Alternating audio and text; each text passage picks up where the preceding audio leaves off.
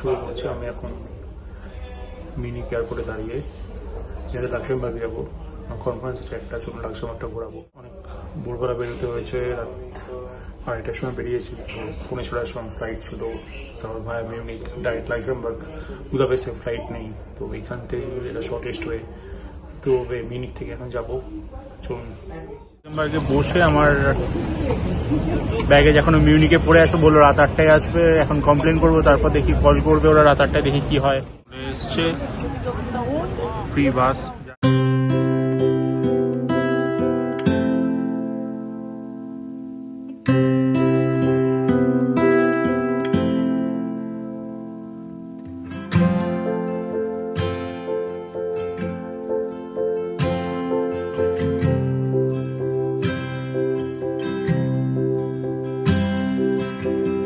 বেশ সুন্দর, এখানে আমার ঘরটা।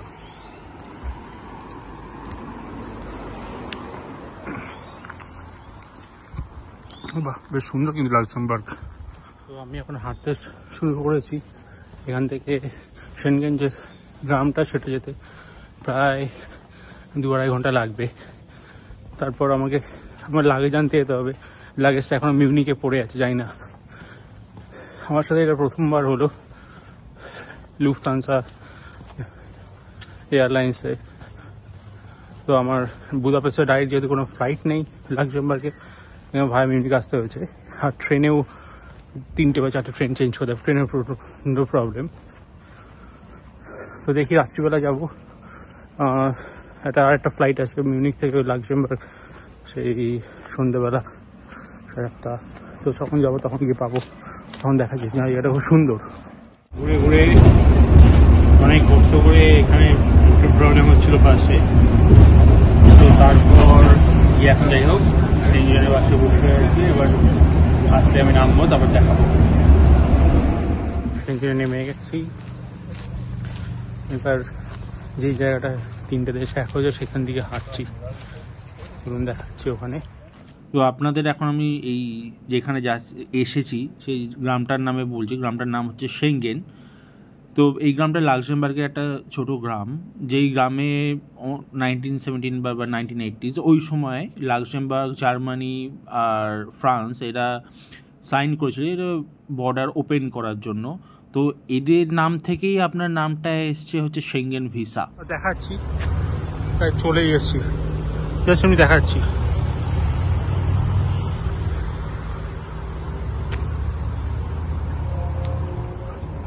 সেনগেন মনুমেন্টটা দেখা যাচ্ছে, আমি দেখাচ্ছি, চলুন। এই যে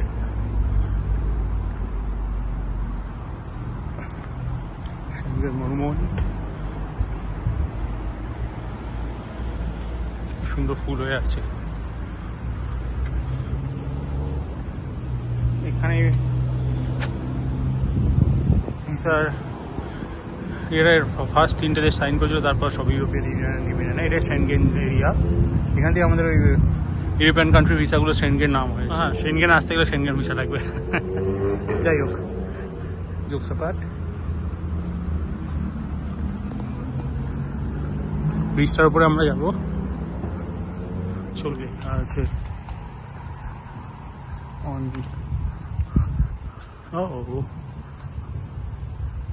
docked at this of the states of Germany and France.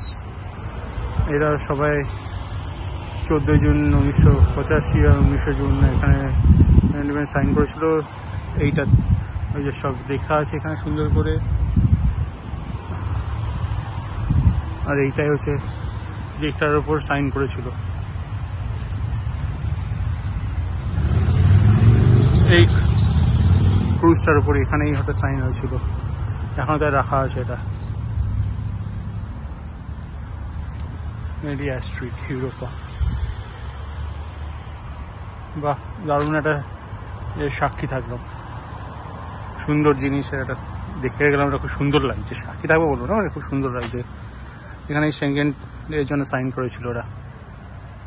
যাই হোক, তো এই ব্রিজটা লাক্সেমবার্গকে আপনার ফ্রান্সের সাথে কানেক্ট করে। তো এই ব্রিজের একদিকে তাকালে আপনি ডয়েচল্যান্ড বা জার্মানি দেখতে পাবেন, আর একদিকে তাকালে আপনি ফ্রান্স দেখতে পারবেন, আর ওপারে গেলে ফ্রান্স, আর পিছন পারে হচ্ছে লাক্সেমবার্গ। তো এটাই হচ্ছে এই ব্রিজটার মাহাত্ম্য, সবাই এসে এই ব্রিজটা দেখতে চায়। তো আর এই ব্রিজের এই পাশেই কাছেই আপনার মোজেল, বিখ্যাত ওয়াইন রিজিয়ন মোজেল, যে নদীটা গেছে সেটার কাছাকাছি এখানে খুব বিখ্যাত একটা ওয়াইন রিজিয়ন আছে, এটাই ব্রিজটা।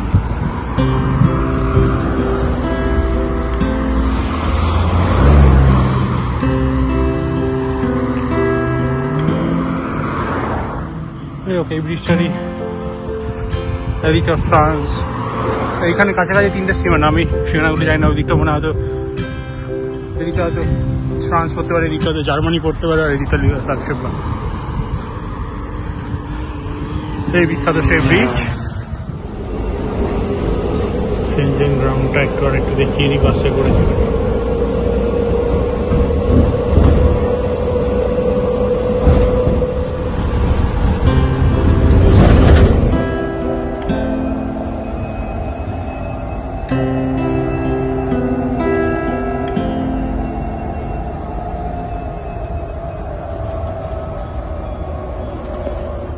ইউনিভার্সিটি অফ লাক্সেমবার্গের বিল্ডিং, যাই ভিতরে যাই। স্প্রাইট অর্ডার দিয়েছি, আর কিছু এখন ইচ্ছা করছে না, তাই দেখি যেটা অর্ডার দিয়ে চলে আসুক। আমি সেখানকার একটা বিখ্যাত রেস্টুরেন্ট কিছু নাম দেখ। তো আমি সেখানকার বিখ্যাত লাক্সেমবার্গের খাবার খেতে আমি দেখাবো, কি খাচ্ছি সেটা দেখাবো। জুম মাছ মুখ ঠান্ডা করতে হবে না, খেতে একটা দারুণ খাবার পাওয়া যায়, জুট মাছ কিছু একটা। আর লাক্সেমবার্গের বলা হয় নাকি ন্যাশনাল ডিশ, যাই হোক তাই ট্রাই করবো, দেখাবো, ট্রাই করবো জুট মাছ আর দেখুন স্প্রাইটের সাথে এইটা অর্ডার দিয়েছিলাম, এটা চলে এসছে। এটা নাকি লাক্সেমবার্গের সবচেয়ে ট্র্যাডিশনাল ডিশ, স্মোক পর্ক আর বিন, এগুলো দিয়ে। তো খেয়ে দেখি কেমন হয়, বলছে খাচ্ছে, খেতে বেশ ভালো। এবার খাই, পরে তো আগের দিন আমি আর কিছু করিনি, বাড়ি ফিরে গেছিলাম। পরের দিন আমার কনফারেন্স শেষ করে আমি যখন বাড়ি যাচ্ছিলাম, আমার যেখানে এয়ারবিএনবি, সেই জায়গাটার নাম হচ্ছে ডিফারডাঞ্জ। তো ওই জায়গাটায় যাওয়ার জন্য আমি একটা অন্য বাস ধরেছিলাম, তো এই জায়গাটা এক্সপ্লোর করার জন্য। তো যেতে যেতে আমি দেখাচ্ছি, বাস থেকে নেমে একটু হেঁটে যেতে হয় 15-20 মিনিট। তো ওটা দেখাচ্ছি কি সুন্দর জায়গাটা পাহাড়ের মধ্যে।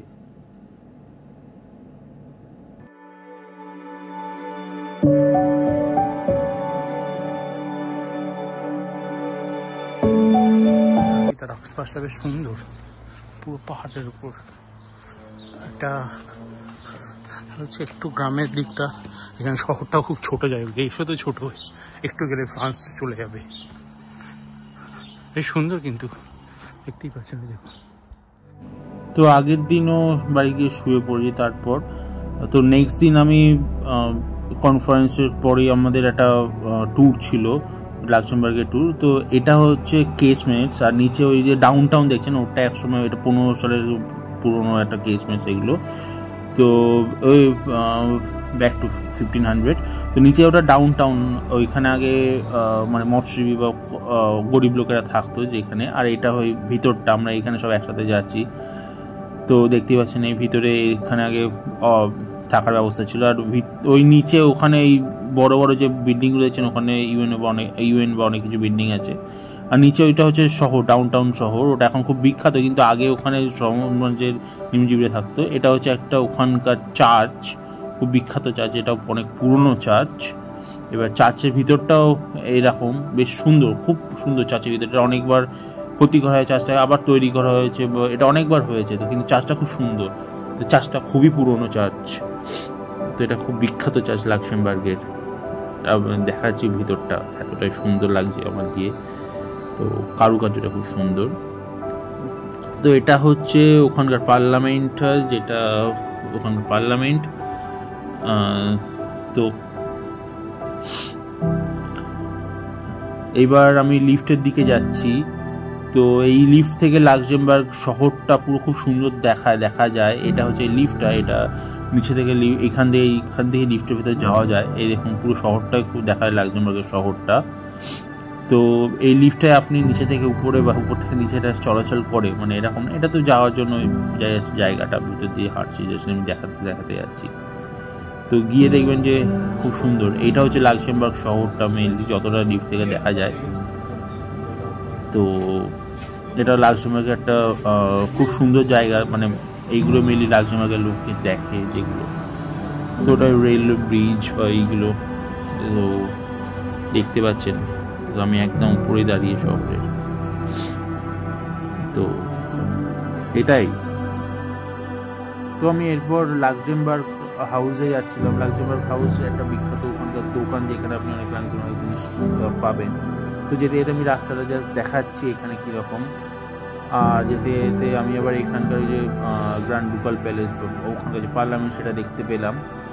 তো পার্লামেন্টে আমি যেতে যেতে আপনাদের দেখাচ্ছি, সাথে সাথে একটা গল্প বলছি কেন আমি যাচ্ছি। তো ওখানে একটা সুন্দর ছোট মাটির পাখি পাওয়া যায়, মাটির বলো না, মানে ওদের কিছু দিয়ে তৈরি পাখি পাওয়া যায়, যেটা নিয়ে একটা ওদের সুন্দর গল্প আছে, যে ওরা নাকি অনেক আগে যারা গরিব ওখানকার, তারা যখন ওই বাড়ি ফিরতো ক্রিসমাস বা ওখানে ওই পাখিটা গিফট হিসেবে আনতো।